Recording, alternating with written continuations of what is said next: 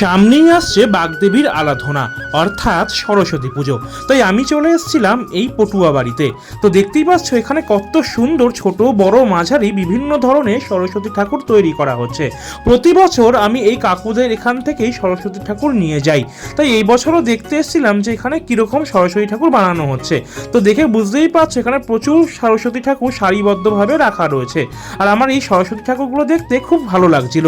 তো দেখো এখানে সরস্বতী ঠাকুরের পাশাপাশি অন্যান্য ঠাকুরও রয়েছে।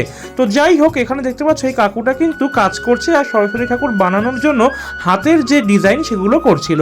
তো আমি কাকুকে জিজ্ঞেস করছিলাম যে এখানে সরস্বতী ঠাকুরের দাম এবছর কেমন রয়েছে, আর কাকু আমাকে বলল মাত্র 500 টাকা থেকে শুরু হচ্ছে। তো যাই হোক, সেটা ভেবে আমি কিন্তু অবাক হয়ে গেলাম যে এত কমে কাঠামোর ঠাকুর কিন্তু সত্যি কথা বলতে আজকাল কোথাও পাওয়াই যায় না।